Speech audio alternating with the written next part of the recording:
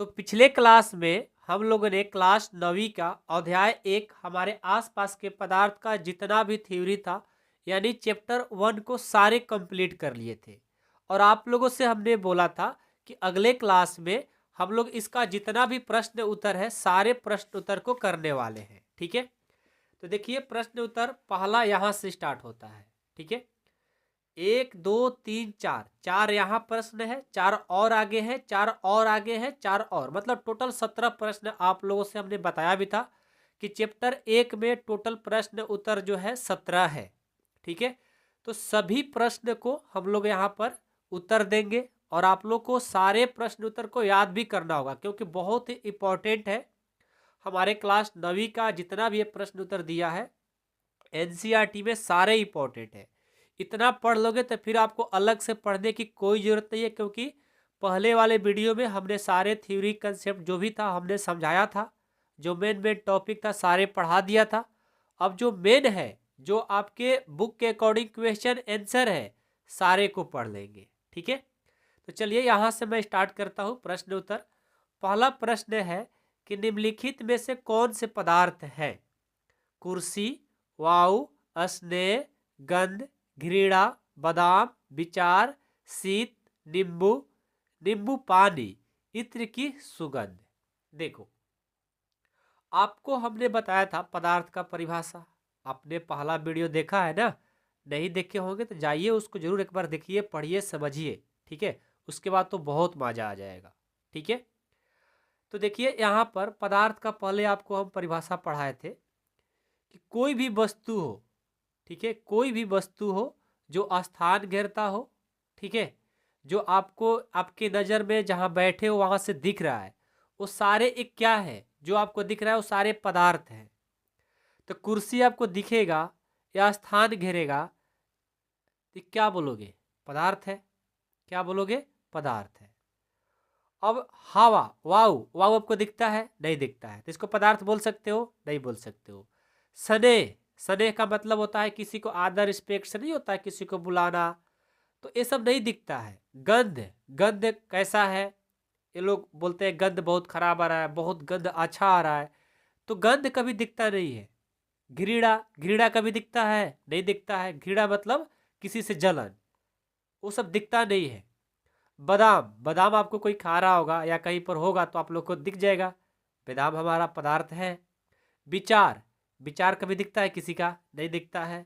शीत, शीत दिखता है क्या? शीत आप देखे हो? नहीं देखे हो। ठीक है, नींबू पानी, नींबू पानी देखे हो? नींबू पानी तो सब लोग देखता है भाई। इत्र की सुगंध, अब इत्र की सुगंध मतलब किस तरह का सुगंध आ रहा है आपको ये पता चलता है कहाँ सुगंध आ रहा है, लेकिन दिखता नहीं है। तो जो चीज दिखेगा, जो स्थान घेरे, जिसका आयतन हो, उसको हम लोग क्या बोलते हैं? पदार्थ। तो इसमें कुर्सी हो जाएगा, बादाम हो जाएगा और नींबू पानी हो जाएगा। तो आइए हम इसको लिख देते हैं। ठीक है, सारे प्रश्न उत्तर को बहुत ही अच्छे से करना है और नोट्स भी बनाना है। ऐसे तो आप लोग को नोट्स ऐप पर मिल ही जाएगा, जो बच्चे क्लास में ज्वाइन कर चुके हैं उन सबको नोट्स वही ऐप पर मिल जाता है। और जो बच्चे अभी तक ज्वाइन नहीं किए हैं उनके लिए मैं बता दूं कि यहाँ पर जो नंबर चल रहा है उस नंबर पे कॉल करके सर से बात करिए, क्योंकि मात्र 499 रुपये में पूरा कंप्लीट कोर्स कराए जाएंगे। पूरे 12 महीना का, 1 साल का जो फी है 499 रुपये है। इसमें ऑल सब्जेक्ट पढ़ाए जा रहे हैं। बाद में इसका फी 1100 हो जाएगा। तो जितना जल्दी हो सके आप लोग ज्वाइन कर लो, फिर बाद में पछताना पड़ेगा। ठीक है, तो जितना जल्दी ज्वाइन कर लो। सारे ऐप पर क्लास चलते रहता है, मैथ का, साइंस का, हिंदी का, इंग्लिश का, सोशल साइंस का, सारे मतलब चलता है क्लास। तो आप लोग जल्द से जल्द ज्वाइन करिए, नहीं तो देर लग जाएगी। नंबर चल रहा है, सर से बात करिए। ठीक है, ज़्यादा बात नहीं करेंगे। और पूरे साल का है 499, इतना कम फी में कोई नहीं पढ़ाता मेरे भाई। ठीक है, नोट्स भी मिलता है, डाउट क्लास भी मिलता है, सारे चीज़ आपको मिलने वाला है। ठीक है, आइए तो मैं इसका यहाँ पर लिखूँगा कि निम्नलिखित में से कौन कौन पदार्थ है। तो आंसर में हो जाएगा कुर्सी, कुर्सी हो गया। उसके बाद बादाम हो गया, बादाम। उसके बाद इस नींबू की पानी, नींबू की नींबू पानी, की नहीं है, नींबू पानी, ये सब क्या है? ये सब पदार्थ है। आपको हमने परिभाषा में बताया है, एक बार जाकर के अपने नोट्स में देखो ना, पता चल जाएगा। ठीक है, समझ में आ रही है बातें? चलिए आगे बढ़ते हैं। प्रश्न 2 है। ऐसे तो मैं प्रश्न यहाँ भी लिख लिया हूँ, लेकिन एक बार अपने किताब से भी पढ़िए, अच्छा लगेगा। आप लोग किताब भी खरीद लीजिएगा, नहीं भी किताब है तो काम चल जाएगा, क्योंकि मैं इस तरह से पढ़ाई देता हूँ एक एक क्वेश्चन करके कि आपको कोई किताब नहीं भी होगा तो काम चल ही जाएगा। ठीक है, दूसरा प्रश्न है कि निम्नलिखित प्रेक्षण के कारण बताइए। अब जो है ना नीचे, उसका कारण बताना है। गर्मा गर्म खाने की गंध कई मीटर दूर से ही आपके पास पहुंच जाती है। जब कोई गर्मा गर्म खाना बनता है तो आप दूर भी रहोगे तो आपके पास उसका गंध क्या होता है? पहुंच जाता है। लेकिन ठंडे खाने की महक लेने के लिए आपको उसके पास जाना पड़ता है। इसका क्या कारण है? देखिए, जब घर में गर्म खाना बनता है या आप कहीं जा रहे होते हैं और रास्ते में गर्म खाना बनता है तो उसका सुगंध बहुत दूर तक जाता है। लेकिन जब वही खाना ठंडा हो जाता है तो उसको सुगंध लेने के लिए आपको कहाँ जाना पड़ता है? पास में जाना पड़ता है, तब सुगंध ले पाते हो। इसका कारण क्या है उसी को बताना है। ठीक है, तो देखिए इसका कारण जो है ना, विसरण आपको हमने पढ़ाया था चैप्टर में। ठीक है, विसरण की दर के तापमान के साथ वृद्धि होती है। विसरण की दर में तापमान के साथ वृद्धि होती है, जो गैस में सर्वाधिक पाई जाती है। और गर्म भोजन के कण वायु के कणों के साथ मिलकर ये क्या होता है? वो पूरा दूर तक चली जाती है सुगंध। जबकि ठंडी खाने में उसके मतलब ठंडी खाने में वो दूर तक उस हवा में उस गैस में नहीं मिल पाता है। इसके वजह से ये हमारा गर्म खाना दूर तक जाती है और ठंडा खाना दूर तक नहीं जाती है। तो मैं क्या करता हूँ, इसके बारे में थोड़ा अच्छे से डिस्कस करा दूँ ताकि आप लोग को अच्छे से समझ में आ जाए। ठीक है, इसका उत्तर लिखेंगे। विसरण, विसरण आपको मैंने पढ़ाया भी है, जब चैप्टर का थ्योरी पढ़ा रहा था तो उसमें मैंने पढ़ाया था। ठीक है, विसरण की दर, विसरण की दर में, विसरण की दर में तापमान, विसरण की दर में तापमान के साथ, तापमान के साथ आप लोग साथ में लिखते भी चलिए। ठीक है, तापमान के साथ वृद्धि होती है, वृद्धि होती है, जो जो गैस में, जो गैस में, जो गैस में सर्वाधिक, सर्वाधिक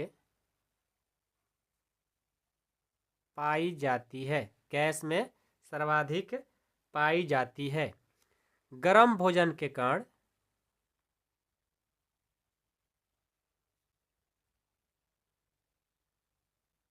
गर्म भोजन के कारण, गर्म भोजन के कारण वायु कणों, वायु कणों के साथ, वायु कणों के साथ मिल जाता है, वायु कणों के साथ मिल जाता है, मिल जाता है। यही कारण है कि,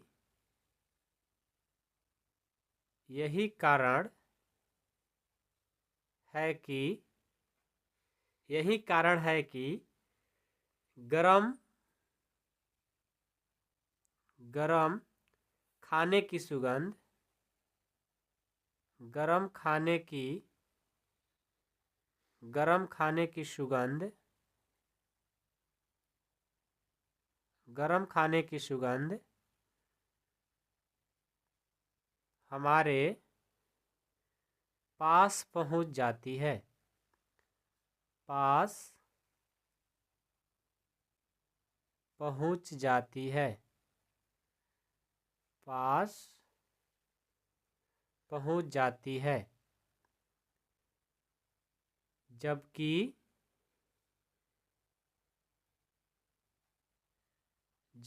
ठंडे खाने की महक ठंडे खाने की महक के लिए हमें उसके पास जाना पड़ता है, उसके पास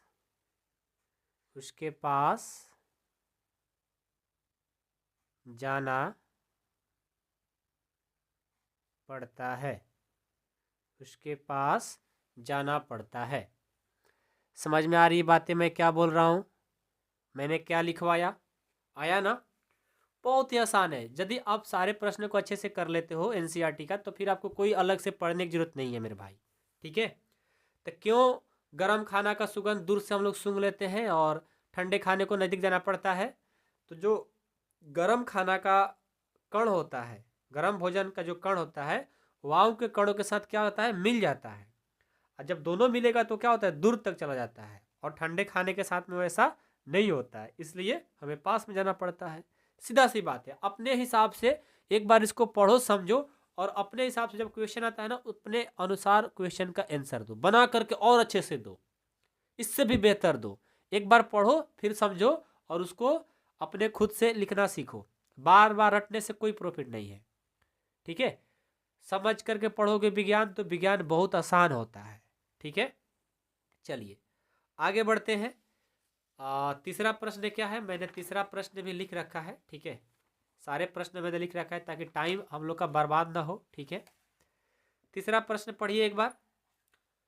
स्विमिंग पूल में गोताखोर पानी काट पाता है, इससे पदार्थ का कौन सा गुण प्रेक्षित होता है?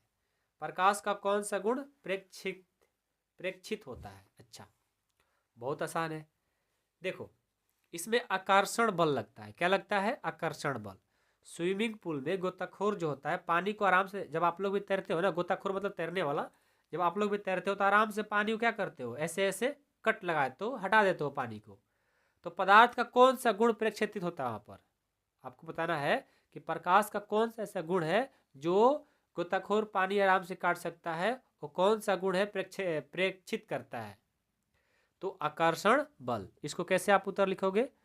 पदार्थ के कणों पदार्थ के कणों पदार्थ के कणों के बीच पदार्थ के कणों के बीच पदार्थ के कणों के बीच आकर्षण पदार्थ के कणों के बीच आकर्षण बल कार्य करता है। कार्य करता है। याद रहेगा? स्विमिंग पूल में गोताखोर पानी कैसे काट सकता है? पदार्थ का कौन सा गुण प्रेक्षित होता है? तो जब भी हमारा कोई स्विमिंग पूल में तैर रहा है तो पानी को जो आराम से काट दे रहा है, जैसे पानी को हटा देते हैं हम लोग, वो कौन सा बल काम करता है? पदार्थ के कणों के बीच कौन सा बल काम करता है? आकर्षण बल कार्य करता है। ठीक है? याद रहेगा? चलिए, पदार्थ के कणों की क्या विशेषताएं होती है? आपको ये लिखना है कि पदार्थ के कणों की क्या क्या विशेषता है, आप इसे मेरे को बताओ।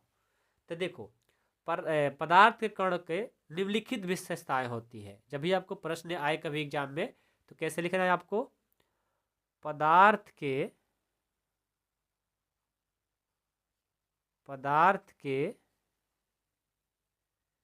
कण कणों की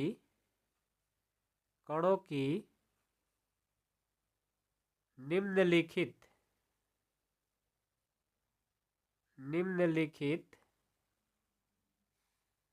विशेषताएं हैं।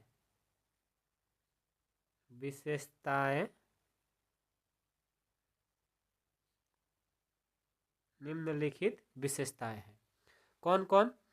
तो पहला, निम्नलिखित का मतलब होता है कि नीचे दिया जा रहा है, ठीक है। पहला है पदार्थ के कणों पदार्थ के कणों के बीच पदार्थ के कणों के बीच पदार्थ के कणों के बीच रिक्त स्थान होता है। रिक्त स्थान होता है। दूसरा, पदार्थ के कण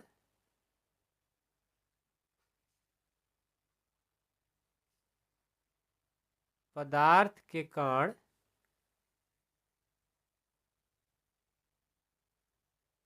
पदार्थ के कण निरंतर गतिशील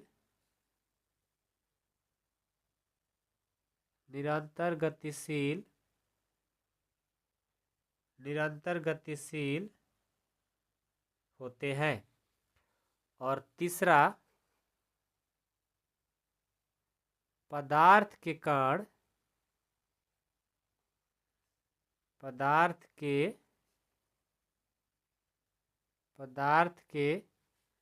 कणों में आकर्षण बल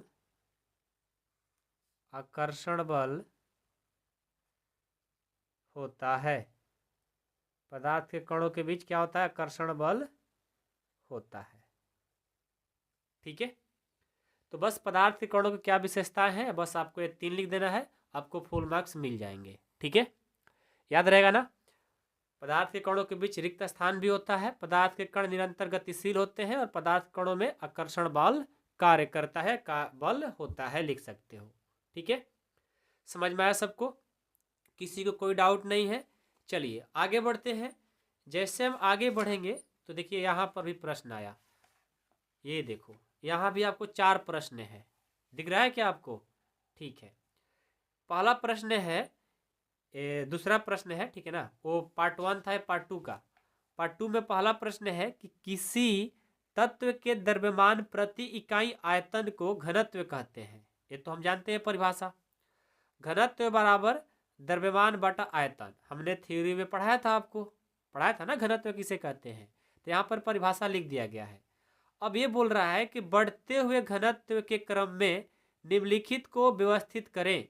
यहाँ पर वायु है, चिमनी है, नहीं चिमनी का धुआं है, शहद है, जल है, चौक है, रुई और लोहा, इनको क्या करना है? बढ़ते हुए घनत्व क्रम में व्यवस्थित करना है। आइए इस प्रश्न को हम लोग बनाते हैं। तो चलिए इस प्रश्न को सॉल्व करते हैं। तो हमसे बोला है, पहले आप परिभाषा का मतलब समझिए कि घनत्व का परिभाषा है क्या, उसके अकॉर्डिंग इसको बनाना है ना।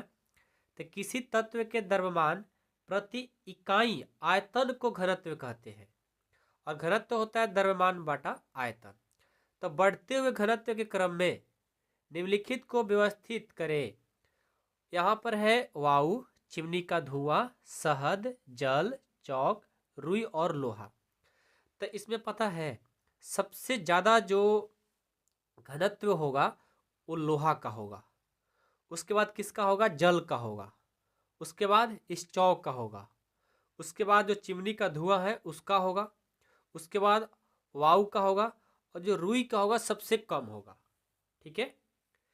तो क्या करेंगे, हमें तो बढ़ते क्रम में लिखना है, तो सबसे पहले कम को लिखना होगा। बढ़ते का मतलब होता है सबसे पहले छोटा, फिर उससे बड़ा, फिर उससे बड़ा, फिर उससे बड़ा लिखता होता है। जो लास्ट में सबसे ज़्यादा बड़ा होगा उसको लिखेंगे। तो बढ़ते क्रम का मतलब हुआ कि सबसे जो पहले कम है, रुई है ना, तो पहले लिखेंगे रुई। रुई थोड़ा आप लोग अच्छे से लिख लीजिएगा, रुई होगा। उसके बाद क्या होगा? वायु होगा। उसके बाद चिमनी का धुआं होगा, चिमनी का धुआं, चिमनी का धुआं। उसके बाद चौक होगा, चौक मतलब खली, चौक होगा। उसके बाद जल होगा, उसके बाद शहद, उसके बाद शहद होगा, और उसके बाद हमारा लास्ट में इसमें जो दिया है सबसे ज़्यादा घनत्व लोहा का होगा। ये देखो हमने बढ़ते क्रम में इसको लिख दिया। याद रहेगा सबको? चलो दूसरा प्रश्न है 2 नंबर की पदार्थ की विभिन्न अवस्थाओं के गुणों में होने वाले अंतर को सारणीबद्ध कीजिए। मतलब पदार्थ के जो भी, मतलब पदार्थ कितने प्रकार का होता है भाई? ठोस, द्रव्य, गैस।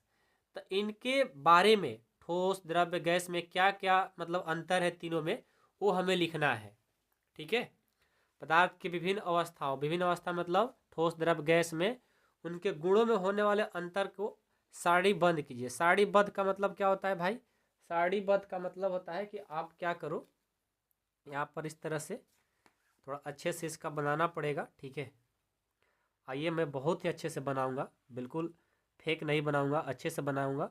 और आपके एग्जाम में भी यदि आ जाता है तो आप लोग भी ऐसे ही बनाया करिएगा। ठीक है, पक्का बनाओगे ना ऐसे ही? चलो बहुत बढ़िया। मैं ऐसे इंच से पहले खींच लेता हूँ। ठीक है, ये देखो मैंने खींच लिया। अब मैं इसमें लिखूंगा। पहले तो हमें ऊपर तीनों का नाम देना होगा। पदार्थ कितने प्रकार का होता है भाई? एक में ठोस आएगा, एक में द्रव आएगा और एक में गैस आएगा। ठीक है, एक में मैं ठोस वाली बातें लिखूंगा और एक में द्रव वाली बातें लिखूंगा और एक में गैस वाली बातें लिखूंगा। ठीक है, आइए, और यहाँ पर नंबरिंग भी देते हैं कि कितना हम अंतर लिखेंगे। जितना भी लिखेंगे यहाँ पर 1 2 3 करके लिख दिया करेंगे। ठीक है, सबसे पहले यहाँ तो ठोस कर लेता हूँ। यहाँ हो गया हमारा ठोस, ये हो गया द्रव और ये हो गया गैस। पदार्थ के 3 प्रकार है और यहाँ पर लिखूंगा पहला। पहला तीनों के लिए लिखता हूँ। जो देखो ठोस होता है, इसका आयतन जो होता है ना निश्चित होता है। ठोस का आयतन निश्चित होता है। द्रव्य का भी आयतन निश्चित होता है, लेकिन गैस का आयतन निश्चित नहीं होता है। तो क्या हो गया? इनके बीच का अंतर हो गया। लिखेंगे आयतन, आयतन निश्चित होता है। आयतन क्या होता है? आयतन निश्चित होता है। आयतन निश्चित होता है। द्रव में भी आयतन, आयतन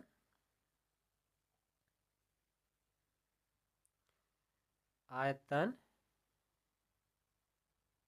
निश्चित होता है, लेकिन हमारा गैस में आयतन निश्चित नहीं होता है। आयतन, आयतन निश्चित नहीं होता है। आयतन निश्चित नहीं होता है। ठीक है, तो ये हम लोगों ने पहला एक अंतर लिख दिया। ठीक है, समझ में आया सबको? अब दूसरा लिखता हूं। दूसरा है कि ठोस का जो आकार होता है एक निश्चित होता है, द्रव्य का आकार निश्चित नहीं होता है और न ही गैस का आकार निश्चित होता है। तो लिखूंगा ठोस का आकार, आकार,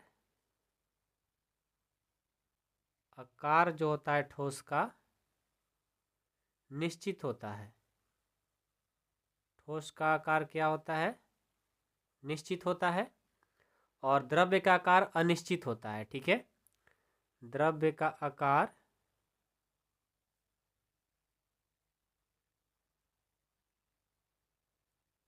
अनिश्चित, अनिश्चित होता है। और आयतन गैस में भी इसका आकार अनिश्चित ही होता है। आकार अनिश्चित, आकार अनिश्चित होता है। समझ में आया सबको? किसी को कोई डाउट है? नहीं ना? चलो एक और सीख लेते हैं कि ठोस का जो भार होता है, ठीक है, ठोस में मतलब भार होता है, और द्रव्य में भी भार होता है, और गैस में भी क्या होता है, भार होता है, तीनों में भार होता है। ठीक है, तो लिखेंगे ठोस में भार होता है, भार होता है, द्रव्य में भी क्या होता है, भार होता है, ये तीनों में कॉमन है, और गैस में भी क्या होता है, भार होता है, तीनों में क्या होता है, भार हमारा होता है। तो ये देखो हमारा इसी के साथ कंप्लीट होता है। जो अंतर लिखना था हम लोगों ने लिख दिया। जब भी आएगा आपको 5 नंबर में आएगा, और बहुत आसान है, इसको तो आप आराम से बना दोगे। ठीक है, बहुत आसान है। अब चलिए अगला देखते हैं। ये तो ए नंबर हुआ। अब हम लोग इसका बी देखेंगे, बी क्या बोला है। बी पल यहाँ पर देख लीजिए किताब में, निम्नलिखित पर टिप्पणी कीजिए। टिप्पणी का मतलब इसका परिभाषा देना है। दृढ़ता क्या होता है, संपीड्यता क्या है, तरलता क्या है, बर्तन में गैस का भरना क्या होता है, आकार क्या होता है, गतिज ऊर्जा एवं घनत्व क्या होता है। इन सब का क्या करना है, परिभाषा लिखना है। ठीक है, और सबका परिभाषा बहुत ही इंपॉर्टेंट है आपके एग्जाम के लिए। ठीक है, तो सारे प्रश्नों को तो याद करना ही करना है, और एक एक लाइन में है, ऐसा नहीं कि बहुत बड़ा बड़ा है, बहुत ही आसान है। आप एक बार अच्छे से पढ़ लो, हमेशा के लिए याद हो जाएगा। ठीक है, देखिए दृढ़ता का जो परिभाषा होता है, ठोस पदार्थ के कणों में आकर्षण बल अधिक होता है, इसलिए ठोस की कणों की व्यवस्था अत्यधिक क्रमित होती है। इसलिए ठोस क्या होते हैं, द्रव होते हैं, उसको हम लोग क्या बोलते हैं, एक दृढ़ता बोलते हैं। ओके, तो इसका परिभाषा हुआ ठोस मतलब दृढ़ता के बारे में टिप्पणी करना है, इसके बारे में लिखना है। ठीक है ना, ठोस पदार्थ के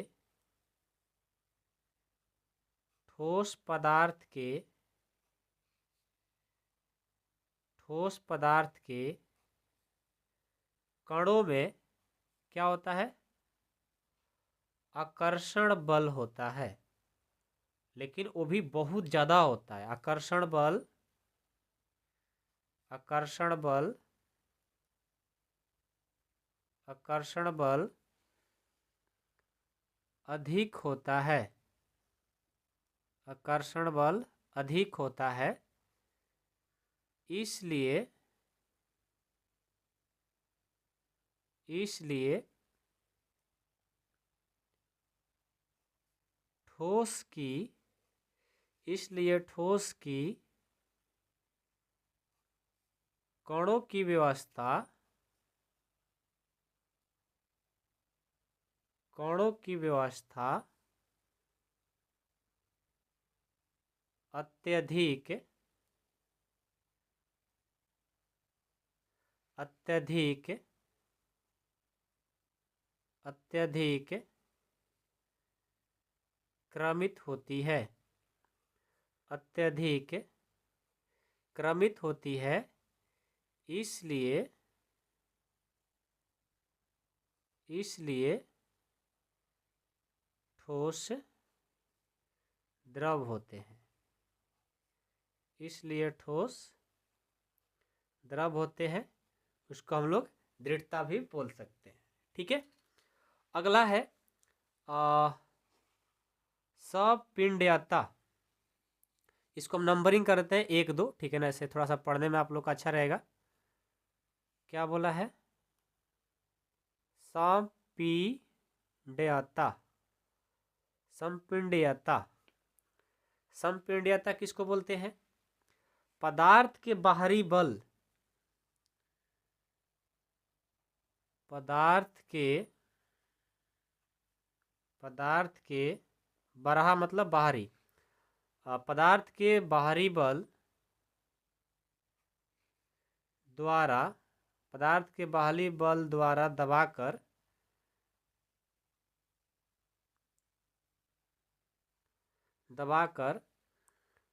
उसके उसके आयतन में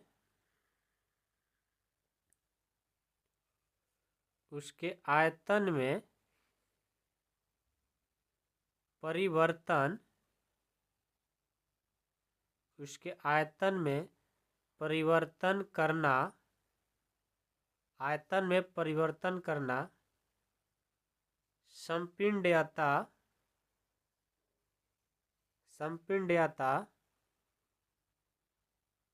कहलाती है।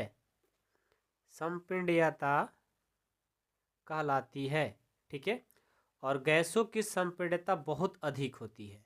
ठीक है ना, याद रखिएगा। गैसों की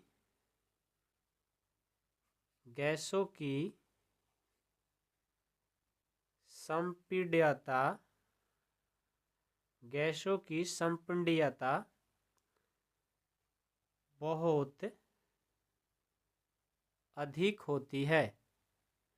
बहुत अधिक होती है। याद रहेगा, नहीं भूलोगे ना। बहुत आसान है मेरे भाई, ये सारे आसान है, बहुत आसान। ठीक है ना। अब चलिए अगला है, अगला क्या है? तरलता। तरलता किसको कहते हैं? हेडिंग डालिए, तरलता। तरलता का परिभाषा होता है कि पदार्थों के बहाव के गुण को, तरलता मतलब नहीं होता तैर रहा है, तो पदार्थों के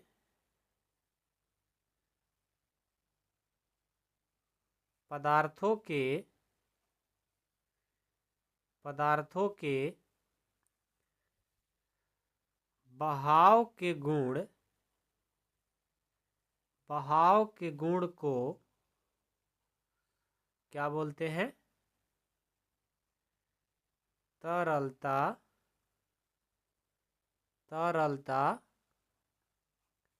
कहते हैं। पदार्थों के बहाव के गुण को क्या बोलते हैं? तरलता बोलते हैं। याद रहेगा।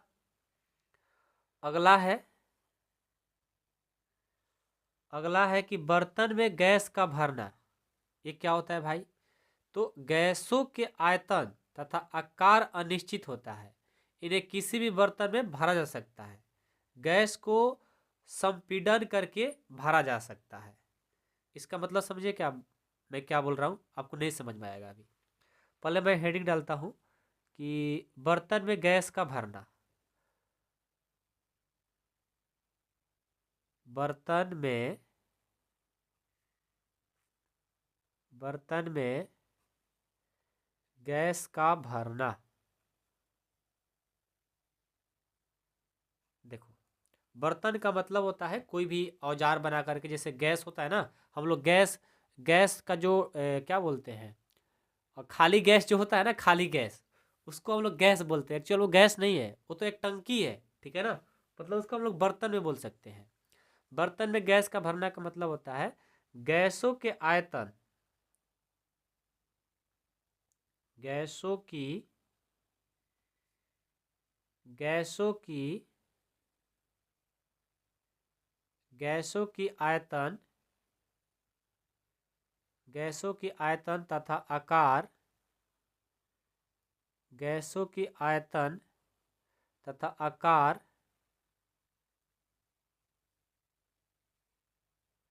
गैसों की आयतन तथा आकार अनिश्चित होता है। मान लो जो गैस होता है उसका आकार दिखता है, नहीं होता है, ना उसका आयतन दिखता है, नहीं दिखता है, अनिश्चित होता है। इन्हें किसी भी बर्तन में, मतलब कोई भी खाली स्थान हो उसमें हम लोग गैस को भर सकते हैं। इसे आ, इसे इसे चाहे लिखो चाहे इन्हें भी लिख सकते हो। किसी भी इसे किसी भी बर्तन में भरा जा सकता है, भरा जा सकता है। याद रहेगा। बर्तन में गैस का भरना का मतलब क्या है कि जो गैस की आयतन और आकार जो होता है अनिश्चित होता है, इसे कोई भी बर्तन में इसको भर सकते हो। ऐसा नहीं कि मतलब जैसे मान लो कि आपको रखना है, जैसे एग्जाम्पल का लेकर चलते हैं कि मेरे को मान लो, क्या ले एग्जाम्पल में, मान लो कि बहुत सारा हमारे पास कुर्सी है, तो कुर्सी को कहीं भी नहीं रख सकते हो, जहाँ पर जगह हो वहीं पर रख सकते हो। लेकिन जो गैस है ना, इतना भी चीज खाली होगा तो वहां पर जाकर के उसको रख सकते हो, डाल सकते हो। क्यों? क्योंकि इसका आयतन आकार जो होता है अनिश्चित होता है, कहीं भी इसको रख सकते हो।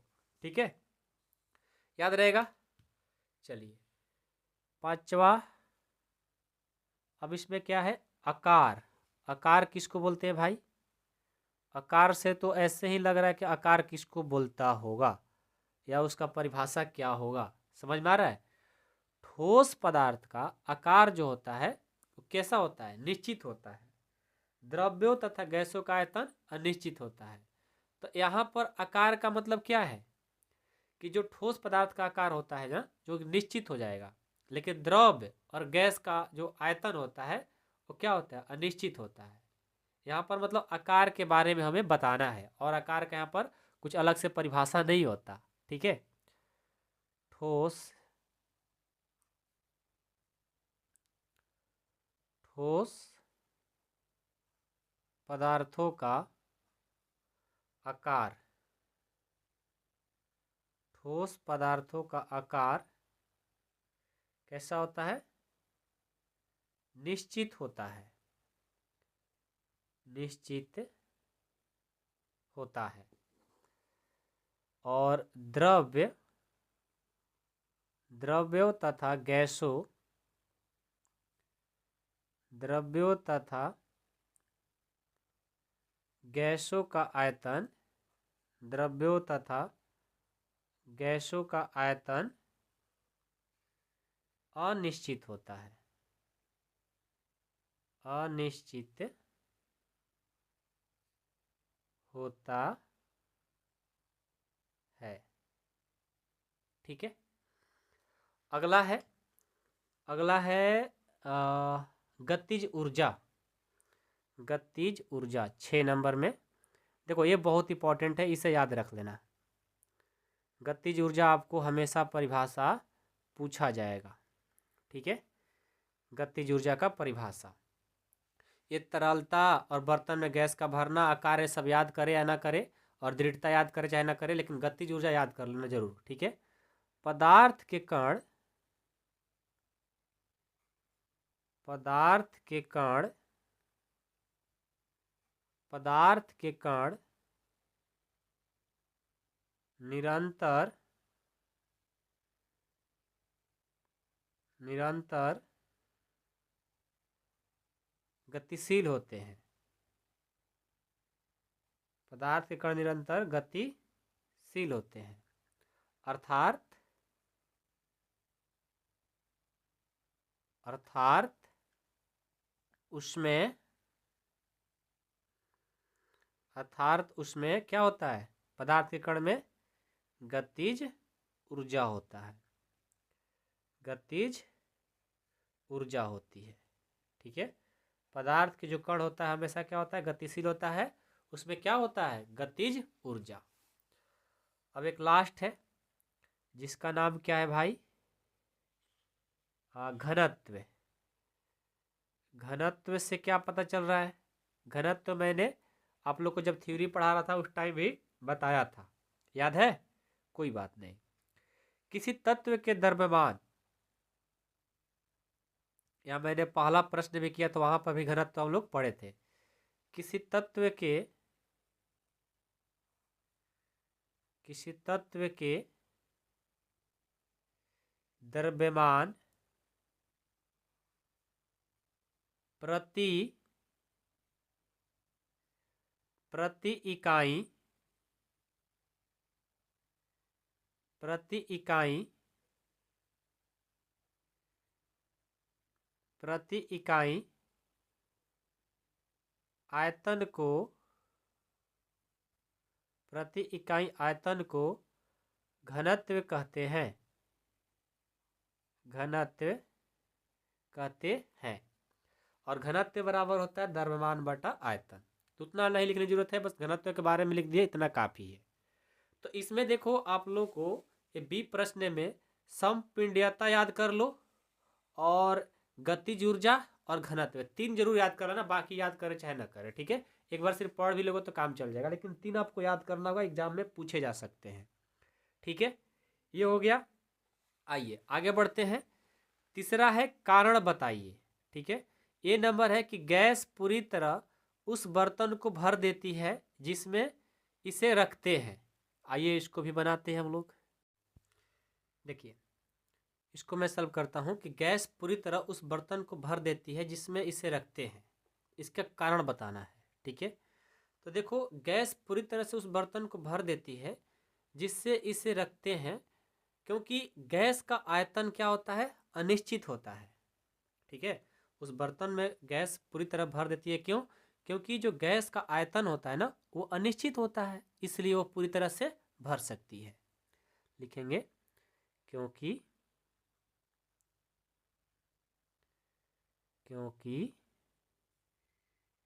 गैस का क्योंकि गैस का आयतन क्योंकि गैस का आयतन अनिश्चित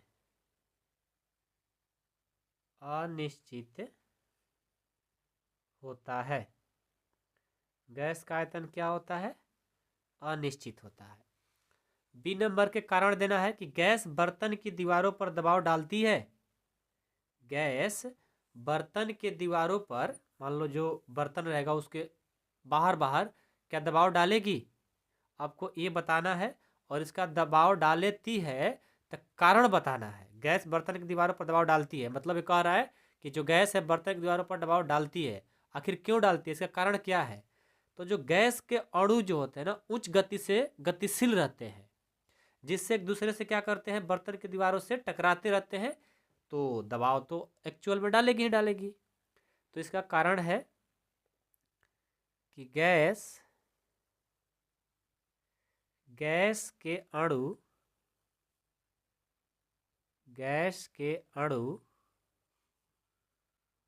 गैस के अणु उच्च गति से उच्च गति से उच्च गति से गतिशील रहते हैं गतिशील रहते हैं जिससे जिससे वे जिससे वे एक दूसरे से एक दूसरे से एक दूसरे से तथा बर्तन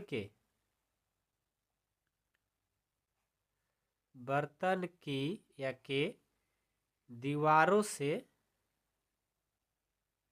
बर्तन के दीवारों से टकराते हैं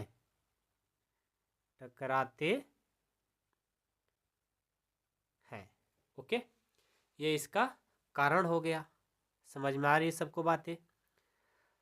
लकड़ी की मेज ठोस कहलाती है, क्यों कहलाती है भाई, आपको यहाँ पर क्या देना है, इसका कारण देना है। कारण क्या दोगे, क्योंकि लकड़ी का मेज का आकार और आयतन दोनों क्या होता है, एक निश्चित होती है, तो लकड़ी का मेज ठोस कहलाती है क्योंकि इसका आयतन और आकार क्या होता है, एक निश्चित होता है। लिखेंगे क्योंकि लकड़ी के नहीं की मेज लकड़ी की मेज का आकार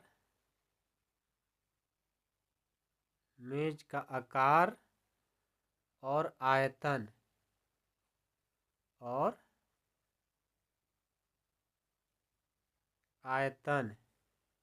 क्या होता है, दोनों निश्चित होता है।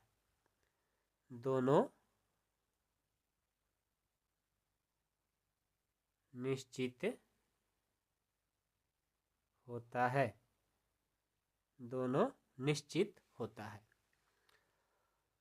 डी है, हवा में हम आसानी से अपना हाथ चला सकते हैं, लेकिन एक ठोस लकड़ी के टुकड़े में हाथ चलाने के लिए हमें कराटे में दक्ष होना पड़ेगा। क्यों भाई? तो हवा में अणुओं के मध्य रिक्त स्थान अधिक होता है और आकर्षण बल कम काम करता है या कम होता है, जबकि लकड़ी में अणु बहुत ही आसपास में होते हैं, एकदम सटा सटा होता रहता है और अत्यधिक आकर्षण बल होता है, तो यह क्या होता है? कठोर हो जाता है। इसके वजह से हमें क्या होता है? आसानी से हाथ नहीं चला पाते। तब बोलेंगे हवा के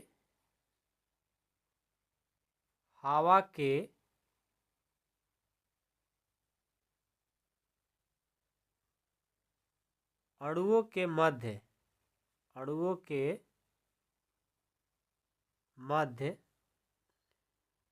रिक्त स्थान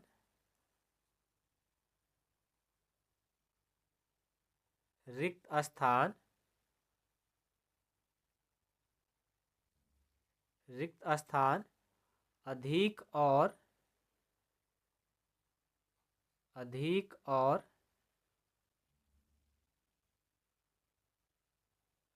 आकर्षण बल कम होता है। आकर्षण बल कम होता है, जबकि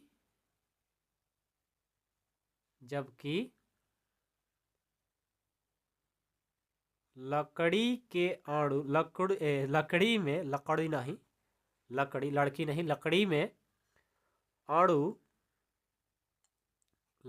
अणु बहुत पास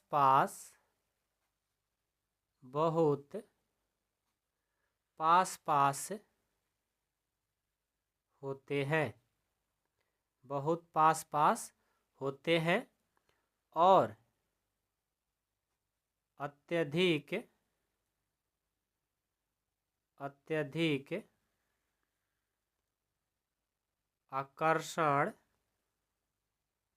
अत्यधिक आकर्षण बल होता है। समझ में आया? इसके वजह से लकड़ी के टुकड़े में हाथ चलाने के लिए हमें कराटे में दक्ष होना पड़ेगा। ठीक है, चलिए 4 नंबर है लास्ट इसका, जो प्रश्न उत्तर दूसरा का जो 4 क्वेश्चन था वो लास्ट होगा अब। ठीक है, सामान्य ठोस पदार्थ की अपेक्षा द्रवों का घनत्व कम होता है, लेकिन अपने बर्फ के टुकड़ों के जल में तैरते हुए देखा होगा। पता लगाइए ऐसा क्यों होता है? सामान्य ठोस पदार्थ की अपेक्षा द्रव का घनत्व क्या होता है? कम होता है, लेकिन आपने बहुत बार देखा होगा कि जो बर्फ के टुकड़े होता है वो जल पर तैरते हुए देखे होंगे, देखा है ना? तो देखो बर्फ का जो घनत्व होता है ना वो कम होता है। बर्फ का घनत्व जल के घनत्व की तुलना में कम होता है, इसलिए क्या होता है? पानी में बर्फ तैर जाता है, इसका और कोई कारण नहीं है। ठीक है, तो लिखेंगे बर्फ का घनत्व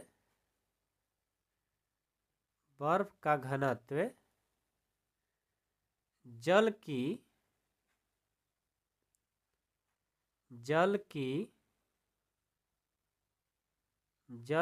घनत्व की तुलना से कम होता है, इसलिए क्या होता है? वो तैर जाता है, कम होता है। ठीक है, बर्फ क्यों तैरता है जल में? क्योंकि जल के घनत्व से बर्फ का घनत्व कम होता है। ठीक है, तो ये था हमारा प्रश्न दूसरा का सारा कंप्लीट। अब हम लोग आगे बढ़ेंगे। यहाँ पर 4 प्रश्न हैं। देखिए, ये बोला है कि निम्नलिखित तापमान को सेल्सियस में बदलें। इनको क्या करना है? सेल्सियस में बदलना है। आइए इस प्रश्न को भी सॉल्व करते हैं। चलिए देखिए, तो प्रश्न उत्तर 3rd में कि निम्नलिखित तापमान को सेल्सियस में बदलना है। तो देखिए, जब भी आपको केल्विन के मतलब केल्विन में दिया हो, सेल्सियस में बदलना होगा, तो आपको कुछ नहीं करना है। जो केल्विन में दिया रहेगा उसमें से 273 डिग्री सेल्सियस को माइनस कर देना है। मतलब देखो, ये केल्विन में दिया है, ये बहुत ही इंपॉर्टेंट है। कभी भी आपके जब आप बड़े हो जाओगे वहाँ पर भी एग्जाम में ऐसे प्रश्न पूछे जाते हैं। ठीक है, तो 300 क्या है, केल्विन है, और इसको सेल्सियस में चेंज करना है। तो आपको जो केल्विन में दिया है उसको आप लिख लो, और इसमें से 273 डिग्री सेल्सियस को क्या कर देना है, देखो कोष्ट में करके, और यहाँ पर डिग्री और सेल्सियस लिख देना है। दोनों को एक ही बार लिखा गया। ठीक है, तो क्या करना है, सेल्सियस में बदलने के लिए जो केल्विन में दिया रहेगा उसको लिख लेंगे और उसमें से 273 को घटा देंगे। तो क्या आएगा, 300 में से 273 को घटाएंगे तो ये आएगा हमारा 27, और डिग्री सेल्सियस हमारा आंसर। अब बी नंबर बनाना है तो ये भी बहुत आसान है। 573 केल्विन है ना, तो आपको कुछ नहीं करना है, ब्रैकेट में 573 को लिख देना है और सेल्सियस में चेंज करना है। तो 273 उसमें से क्या कर देंगे, केल्विन में से घटा देंगे, और यहाँ डिग्री और सेल्सियस को लिख देंगे। और 573 में से 273 जाएगा तो कितना आएगा, 300 डिग्री सेल्सियस। हो गया आपका कंप्लीट आंसर। अब ये देखिए, निम्नलिखित तापमान पर जल की भौतिक अवस्था क्या होगी। जल की भौतिक अवस्था की बात की जा रही है। जब 250 डिग्री सेल्सियस पर जल चली जाएगी तो भौतिक अवस्था क्या होगी, आपको यहाँ पर समझाना है। जब 100 डिग्री सेल्सियस जल की तापमान चली जाएगी तो उस अवस्था में जल की भौतिक अवस्था क्या होगी, ये हमें समझाना है। बहुत ही इंपॉर्टेंट क्वेश्चन है और इन दोनों को हम बहुत अच्छे से बनाएंगे। ठीक है, देखिए पहले समझिए, जल का जो क्वथनांक होता है वो 100 डिग्री सेल्सियस होता है। ठीक है, जल का जो क्वथनांक होता है कितना होता है, 100 डिग्री सेल्सियस होता है। तो जब ये 250 डिग्री सेल्सियस पर चला जाएगा तो जल क्या होगा, गैस के रूप में बदल जाएगा। तो 250 डिग्री पर जल क्या हो जाएगा, इसका भौतिक अवस्था क्या होगी, वो हमारा गैसीय अवस्था में बदल जाएगी। क्योंकि जो जल है 0 से लेकर 100 डिग्री पर जैसे पहुंचेगा, उसके बाद जो 100 डिग्री पर जाते ही, मान लो 99 के बाद 100 डिग्री जैसे जाएगा वो गैस में बदल जाएगा। ठीक है, तो लिखेंगे जल का क्वथनांक, जल का क्वथनांक,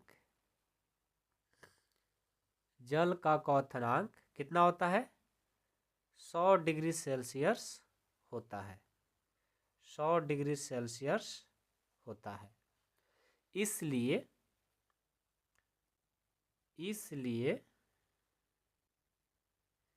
इसलिए 250 डिग्री सेल्सियस पर जब पानी को यानी जल को खौलाएंगे, 250 डिग्री सेल्सियस तापमान, 250 डिग्री सेल्सियस तापमान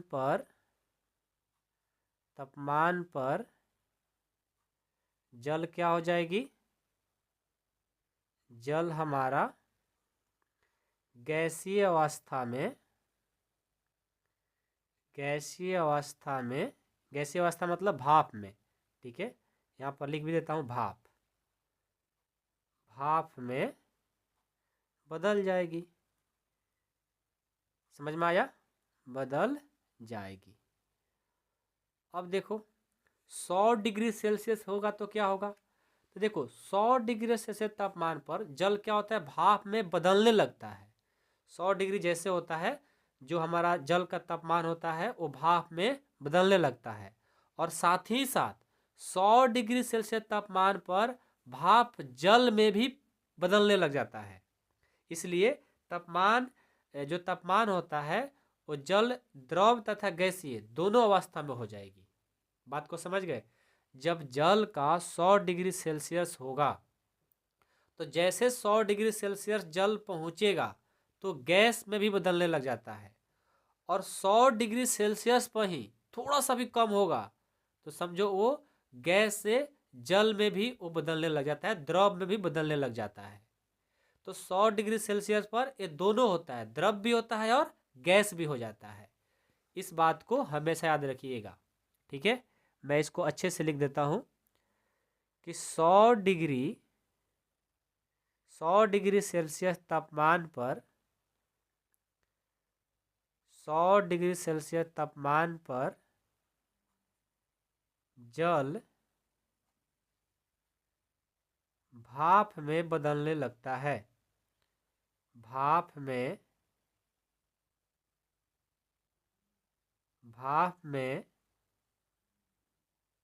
बदलने लगता है। साथ ही साथ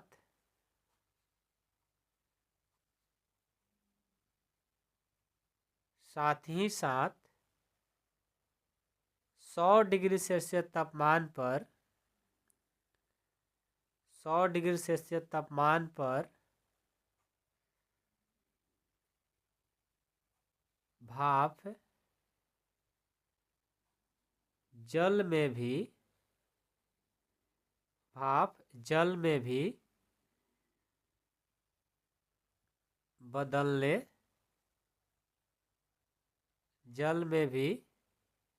बदलने लगता है।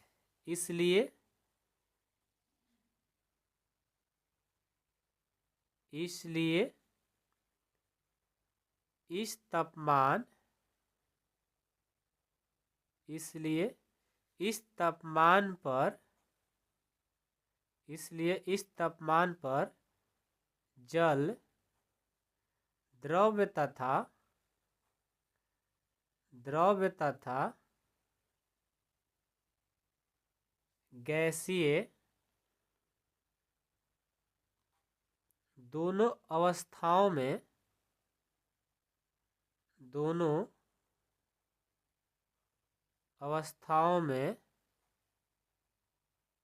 होंगे। 100 डिग्री सेल्सियस पर जल से द्रव और द्रव से गैस भी बन जाता है जल, ठीक है, याद रहेगा। चलिए आगे बढ़ते हैं।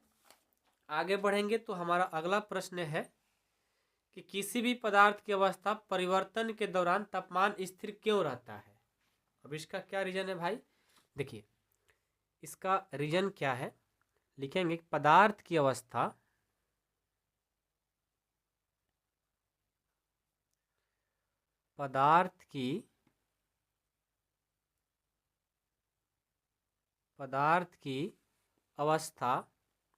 परिवर्तन के दौरान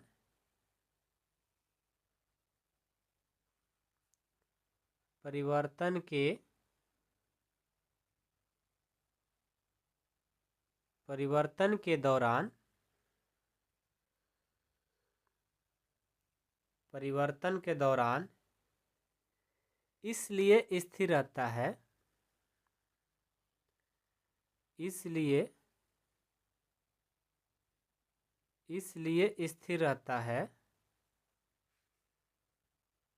क्योंकि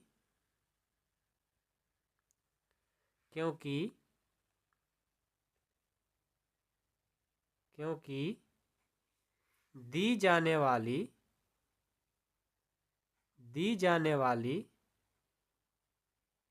ऊष्मा कोण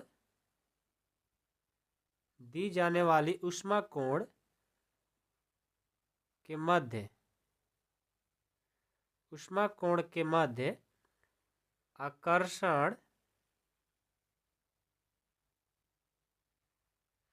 आकर्षण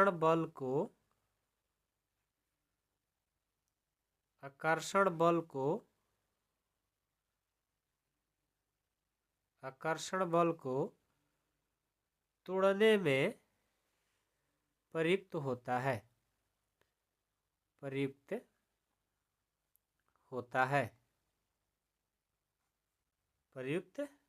है। ये इसका आंसर हो जाएगा। अगला है कि वायुमंडलीय गैसों को द्रव में परिवर्तन करने के लिए कोई विधि सुझाए। वायुमंडलीय गैस को द्रव में परिवर्तन करने के लिए क्या विधि है, आपको ये बताना है। तो देखिए वायुमंडलीय गैसों को द्रव में परिवर्तन करने के लिए दबाव बढ़ाया जाता है तथा तापमान को घटाया जाता है। ऐसा करने से गैस के कण आसपास आ जाते हैं और उनके बीच आकर्षण बल बढ़ जाता है। इस प्रकार अवामंडलीय गैस के द्रव से परिवर्तित किया जा सकता है। तो इस स्टेटमेंट को मैं लिख देता हूं ताकि आप लोग को भी याद रहे। वायुमंडलीय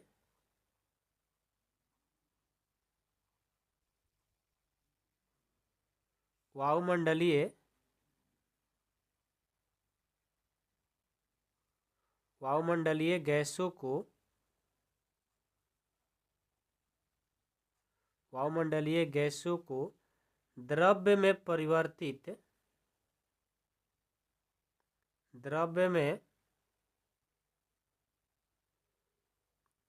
परिवर्तित करने के लिए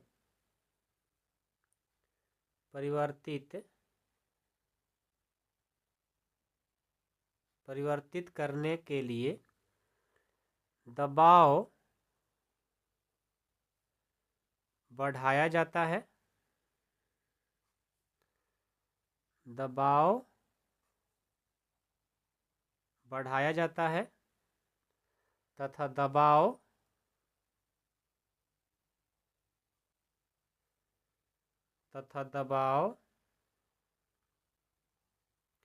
घटाया जाता है।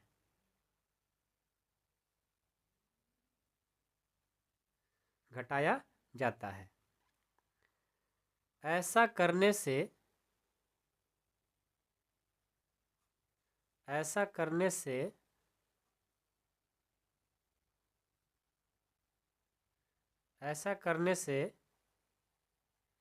गैसों के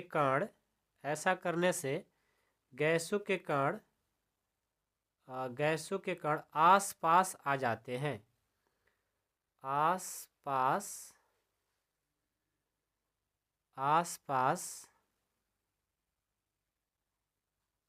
आ जाते हैं और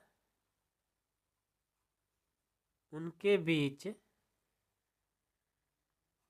आकर्षण बल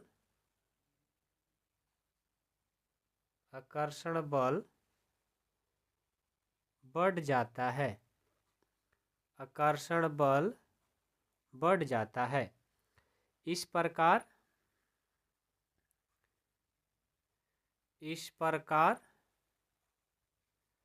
वायुमंडलीय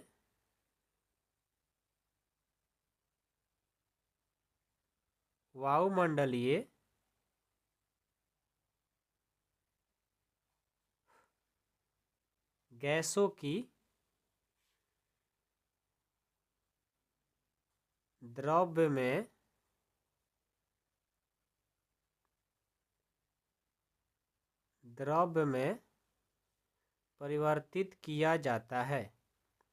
परिवर्तित किया जाता है। ठीक है, याद रहेगा। तो अवामंडलीय गैसों को द्रव में परिवर्तन करने के लिए क्या विधि है भाई? अवामंडलीय गैसों को द्रव में परिवर्तित करने के लिए दबाव बढ़ाया भी जाता है और घटाया भी जाता है। ऐसा करने से गैसों के कण आसपास आ जाते हैं और उनके बीच आकर्षण बल बढ़ जाता है। इस प्रकार अवामंडलीय गैसों के द्रव में परिवर्तित किया जा सकता है। तो इस तरह से हमारा ये भी प्रश्न उत्तर यहाँ वाला कंप्लीट हुआ। अब इसका आगे भी है, इसमें 5 प्रश्न है। ठीक है, अब इन 5 प्रश्नों को मैं इसका अगला एक वीडियो बनाऊंगा क्योंकि वीडियो बहुत लंबा होते जा रही है। ठीक है, अगले वीडियो में मैं इसको डिस्कस करूंगा। तो तैयार हो आप लोग उस वीडियो को देखने के लिए? तैयार हो जाओ। और साथ में वही बच्चे वीडियो देख सकते हैं जो मेंबरशिप में ज्वाइन होंगे। ठीक है ना, ये ऐप पर वीडियो इसका मिलेगा। तो आप लोग 499 की वजह से ऐसा मत समझना कि हम ज्वाइन नहीं करेंगे। भाई पूरा मेहनत करते हैं, आप लोग का टेस्ट लेते हैं, डाउट क्लास देते हैं, नोट्स देते हैं, पूरा सभी सब्जेक्ट पढ़ाते हैं 499 रुपये में। तो फिर क्यों ज्वाइन नहीं कर रहे हो मेरे भाई? आप एक सर के सपोर्ट के अनुसार भी आप ज्वाइन हो सकते हो, क्योंकि मैं आप लोग को पढ़ाना चाहता हूँ। आप जुड़ोगे तभी तो पढ़ा पाएंगे। सारा चीज़ यूट्यूब पर नहीं हो पाएगा। यूट्यूब पर मैं टेस्ट नहीं करा सकता हूँ, आपको डाउट क्लास नहीं दे सकता हूँ, आपसे मैं बात नहीं कर सकता हूँ। ऐप पर आओगे सारे चीज़ होगा। उसके लिए मैं बार बार आप लोग से बोलता हूँ ताकि आप लोग ज्वाइन हो जाओ, बाद में पछताना ना पड़े कितने बच्चे सोच रहे हैं कि सर 499 रुपये बर्बाद हो जाएगा। 499 में मैं आपको 4 लाख की मतलब क्वालिटी का जो एजुकेशन होता है ना, उसके जैसा 4 लाख जैसा पढ़ाने वाला हूँ मेरे भाई। पूरा अपना दिल जान लगा करके आपको पढ़ाता हूँ। तो जितना जल्दी हो सके ज्वाइन करो, यहाँ पर नंबर चल रहा है, सर से बात करो और ज्वाइन करो। देर लगाने से कोई प्रॉफिट नहीं है, समझ गए। तो जितना जल्दी हो के सर से बात करिए। सभी सब्जेक्ट पढ़ाया जा रहा है बहुत ही ज़बरदस्त तरीका से। आपको ही टॉपर बनाना है अपने क्लास में, आपके क्लास में आप ही को टॉपर बनाना है। तो जरूर आप ऐप के थ्रू पढ़िए। 499 रुपया लग रहा है भाई, पापा मम्मी से बात करोगे तो दो देख दे देंगे। ऐसा नहीं कि सिर्फ 1 महीना का फी है, पूरे 12 महीना का फी मात्र 499 रुपये। तो फिर आप ज्वाइन क्यों नहीं कर रहे हो बताओ। सारा फैकल्टी आप लोग को देंगे। जो लोग मतलब एक एक मंथ का जो 500 रुपये लेते हैं ना, वो चीज़ हम सिर्फ और सिर्फ 12 महीना में 499 लेकर के आपको सारा चीज़ देंगे। और 24 घंटा आप मेरे से डाउट पूछ सकते हो कभी भी। तो इसके लिए आप तैयार हो जाओ, जल्दी कॉल करो, नहीं तो देर हो जाएगी तो फिर एडमिशन भी बंद हो जाएगा मेरे भाई। ठीक है, 250 बच्चे का सीट है, जितना जल्दी हो सके आप लोग भर दो, अच्छा रहेगा। सीट भी मेरे को लगता है कि और मतलब कम ही होगा मेरे ख्याल से। तो मैं सोच रहा हूँ कि जो बच्चे हमारा चैप्टर 1 का वीडियो देख रहे हैं ना, वो लोग ज्वाइन होंगे तो अच्छी बात है, क्योंकि शुरू से आपको मैं पढ़ा रहा हूँ। शुरू से रहोगे तो मेरे को पढ़ाने भी अच्छा लगेगा, आपको पढ़ने भी अच्छा लगेगा। तो मेरे भाई मम्मी पापा से बात करो और जल्द से जल्द ज्वाइन करो, देर लगाने से कोई प्रॉफिट नहीं है। मिलता हूँ अगले प्रश्न उत्तर के साथ। Thank you so much.